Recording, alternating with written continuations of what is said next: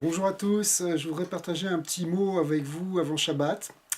C'est un Shabbat très particulier qu'on va vivre, c'est assez rare d'ailleurs que ça se passe comme ça dans le calendrier, puisque on va sortir trois Sefer Torah, trois livres de Torah, pour la raison suivante, c'est que premièrement on va lire la paracha de Vaïkra, on commence le livre du Lévitique, de Vaïkra lui-même, et c'est le nom de la paracha. Euh, on va lire le passage concernant Rosh Chodesh, parce que ce Shabbat sera en même temps Rosh Chodesh, sera Rosh Chodesh Nissan, on va voir ce que ça veut dire, et en même temps ce Shabbat sera le Shabbat où on lit le livre, où on sort le livre qui parle de Korban Pessah, ce qu'on appelle Parashat HaChodesh. Alors en fait, ces trois passages qu'on va lire, ils sont tous liés. Pourquoi ils sont tous liés? Ils sont liés en fait par une date qui est la date de Rosh Chodesh Nissan, particulièrement Rosh Chodesh Nissan, donc qui va être ce Shabbat. Pourquoi? Parce que la paracha de Vaïkra, c'est le début des commandements que Dieu donne à Moshe concernant les korbanot, les sacrifices et le service dans le temple. Or, ce service dans le temple a commencé justement Rosh Chodesh Nissan, le premier jour du mois de Nissan. C'est un jour exceptionnel qui vient après presque un an après la sortie d'Égypte. Il s'est passé pas mal de choses. D'abord, les enfants d'Israël sont sortis d'Égypte, c'était un 15 Nissan, c'était le Pessah. Et puis, 50 jours après, ils avaient reçu la Torah au mont Sinaï. Et puis, 40 jours après ce don de la Torah, il s'est passé un événement assez tragique. C'est que, bien que Dieu était en train de donner les tables de la loi à Moïse, eh bien, les béné Israël ont fait le veau d'or. Et parce qu'ils ont fait le veau d'or, Moshe Rabbeinu a brisé ses tables. Après cela, il est remonté sur le mont Sinaï, il a prié pendant 40 jours et 40 nuits à nouveau, et puis il est reparti encore 40 jours et 40 nuits pour recevoir à nouveau la Torah, et est redescendu, donc 80 jours après le veau d'or, après le 17 Tammuz, il est redescendu du Har Sinaï, et il a donné à ce moment-là les deuxièmes tables de la loi, celles qui sont restées après, et celles qui forment la structure de base, si vous voulez, de la Torah telle que nous, on la connaît depuis lors. Eh bien, ce jour-là, quand il est redescendu, c'était le jour de Yom Kippour. Et c'est pour ça, d'ailleurs, que Kippour est resté ensuite un jour qui est le jour du grand pardon, le jour de cette réunion entre Akadosh Baruch Hu et Israël.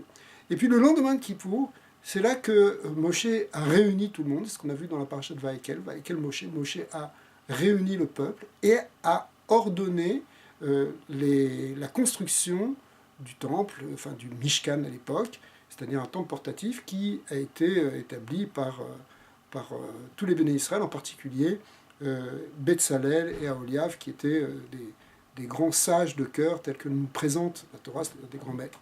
Et puis, ça a pris du temps pour construire ce Mishkan, et il faut continuer encore quelques mois, presque 6 mois, pour arriver à Rosh Chodesh Nissan, qui est l'inauguration du Mishkan. Et ce jour-là, c'est là que Vaïkra, que Dieu a appelé Moïse, a appelé Moshe Rabbeinu depuis le couvercle du Aaron Kodesh. Hein, le Aaron Kodesh, c'est l'arche de l'Alliance, dans lequel étaient placées donc les tables de la loi, mais aussi les débris des premières tables, et puis un Sefer Torah, enfin peut-être à côté, mais en tout cas, sur cette boîte, il y avait un couvercle en or, avec fait d'une seule pièce 2 chérubins qui étaient aussi en or. Et entre les ailes de ces chérubins, c'est d'entre ces ailes de ces chérubins que la Shrina résidait, et qu'ensuite elle se répandait dans le monde. Mais de là, eh bien, Moïse entendait, Moshe Rabbeinu entendait la parole de Dieu. Et c'est là, Vaïkra, que Hachem l'a appelé. Alors dans ce Vaïkra, donc c'était Rosh Chodesh Nissan. Eh bien, dans ce Vaïkra, on voit une spécificité. La lettre Aleph est écrite en petit. Et pourquoi elle est écrite en petit? Parce que le Aleph, c'est le Aleph en même temps de Adam, de Adam.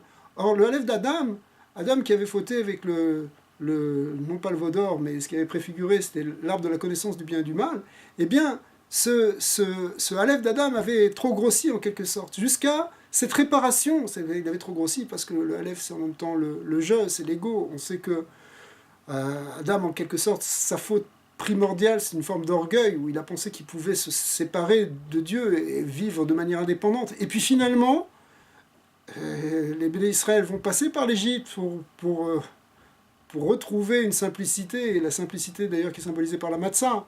Ils vont retrouver cette simplicité, et puis de cette simplicité, ils vont faire des réparations, ils vont se préparer, et pouvoir recevoir la Torah, et être élevés au niveau de Adam avant la faute. Au moment de Matan Torah, du don de la Torah, Israël avait retrouvé le niveau d'Adam avant la faute. Mais ça n'a pas suffi, puisque le veau d'or est venu à ce moment-là, ils ont fait le veau d'or, la réparation n'était pas complète, et il va falloir encore tout un processus de Teshuvah, et surtout la construction du Mishkan, pour arriver finalement à amener à nouveau la la présence divine dans ce monde. Et donc, ce petit Aleph, il représente finalement l'humilité de l'homme par excellence, c'est-à-dire Moshe Rabbeinu, mais aussi tous les Bnei Israël, qui permet d'accueillir cette présence divine. Alors ça, c'était Rosh Chodesh Nissan. Pourquoi Rosh Chodesh Nissan? Qu'est-ce qu'il y a de spécial dans ce mot? Eh bien, d'abord, il y a une discussion dans le Talmud entre Rabbi Eliezer et Rabbi Yoshua, deux grands maîtres de la Mishnah, pour savoir quand le monde a été créé. D'après Rabbi Eliezer, Rosh Hashanah, c'était Rosh Chodesh Tishri, c'était au début de Tishri, c'est ce qu'on fait en général quand on fait Rosh Hashanah. Mais Rabbi Yoshua dit non, Rosh Hashanah, c'était premier Nissan, Rosh Chodesh Nissan, c'est-à-dire exactement 6 mois après, au début du printemps. Eh bien, Rabbi Yoshua, c'est sûr que la halakha n'est pas comme lui, mais spirituellement, nous disent les maîtres, finalement, on est aussi dans un début d'année. Et d'ailleurs, les mois vont être comptés à partir de Rosh Chodesh Nissan. C'est ce que la Torah nous dit quand elle dit, et c'est ça la troisième paracha qu'on va dire ce Shabbat, à Chodesh Hazel Yelachem, Rosh Chodashim, c'est ce Rosh Chodesh qui est le début de tous les mois. C'est-à-dire que les mois, on les compte à partir de Nissan. Nissan, le mois dans lequel on entre maintenant, en fait, c'est un début d'année, mais c'est un début d'année pour compter les mois, si vous voulez.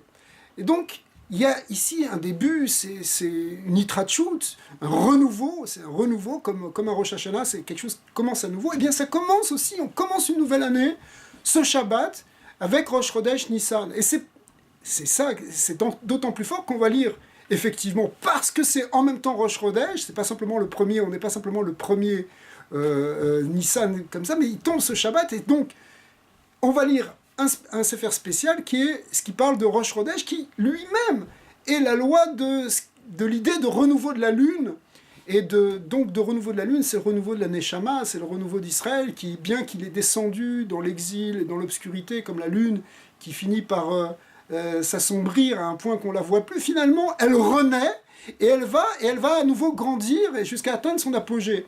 Alors ça, c'est l'idée qu'il y a dans Rosh Chodesh. L'idée de Rosh Chodesh, c'est une idée de renouveau. Mais là, c'est un grand renouveau, parce que non seulement c'est le renouveau du mois, mais c'est même le renouveau de l'année, de l'année lunaire, si vous voulez, qui commence maintenant à Rosh Chodesh Nissan. Donc, c'est un grand moment, et c'est un moment où on peut prendre des grandes forces pour justement se renouveler, pour être capable de repartir sur quelque chose de nouveau, où on va finalement enlever tout l'ancien. C'est pour ça qu'à partir de maintenant, on doit de plus en plus éliminer le Hametz, qui représente justement ce gonflement de l'ego, puisque le Hametz, c'est ce qui se gonfle par rapport à la matzah, qui est au contraire la simplicité. Et donc, il faut aller l'enlever, il faut retrouver l'essentiel qui est en nous, cette dimension finalement spirituelle, quelque chose qui n'est pas altéré par justement les aléas du temps.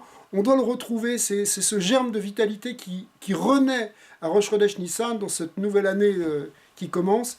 Et Bezat Hashem, je suis certain qu'on va voir, comme ça a été répété par tous nos maîtres, en particulier le Rabbi Lubavitch, qui a expliqué que le Chodesh Nissan, c'est un Chodesh spécifique pour la Géoula. Les maîtres de la Gemara disent qu'on a été délivré pendant le mois de Nissan, c'est-à-dire à l'époque de la sortie d'Égypte, c'est évidemment pendant le mois de Nissan. Et bien les Hatides aussi, on sortira au mois de Nissan avec le Mashiach. Donc c'est sans aucun doute ce Shabbat va nous amener la lumière, une lumière qui va permettre ce renouveau, non pas simplement de nous en tant qu'individus, mais un renouveau complet du monde. Bezat Hashem.